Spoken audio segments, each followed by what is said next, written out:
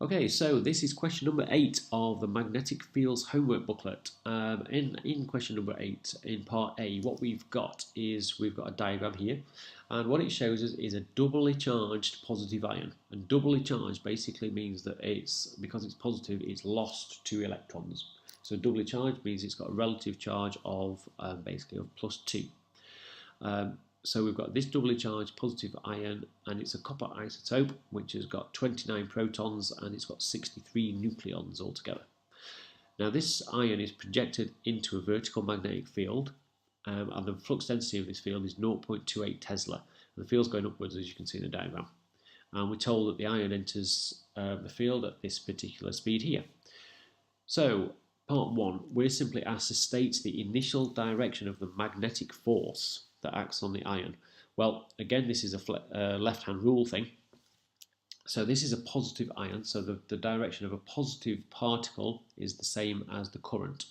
So we know that the current is going from left to right. So we can point our second finger from the left side of the paper to the right side of the paper. Your first finger shows the direction of the field. Well, that points upwards, so your thumb now should be pointing towards you.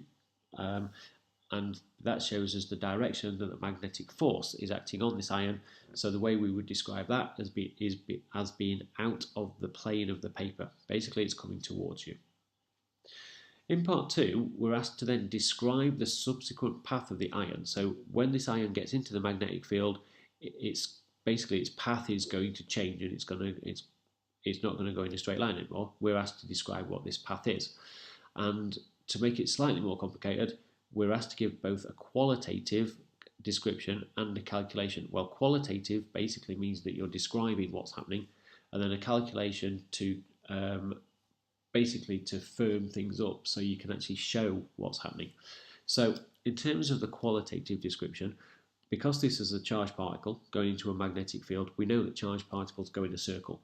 So we can say that this thing is going in a circular path, and because we worked out in this part of the question the direction of the force. If the force is coming out of the paper, then the motion of our particle is going to go out and into the paper. So what we have is a circular path that goes out of the plane of the paper. So it would go in a circle coming towards you and then going back away from you.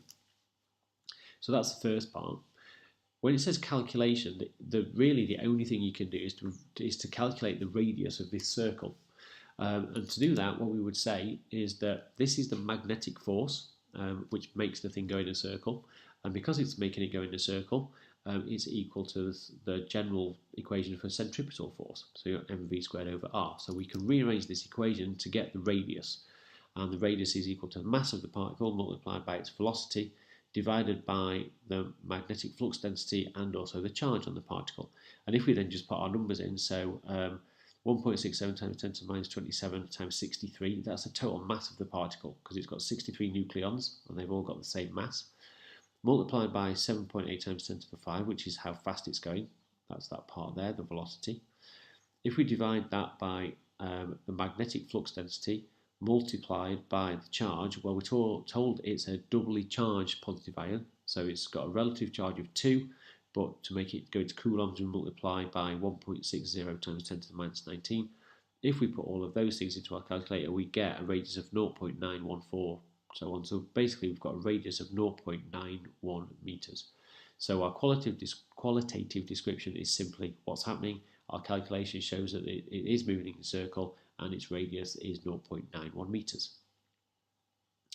In the final part of this question, we're asked to just state the effect that making some changes has on the path of this particular particle. So if we scroll back up, because we'll need this equation up here.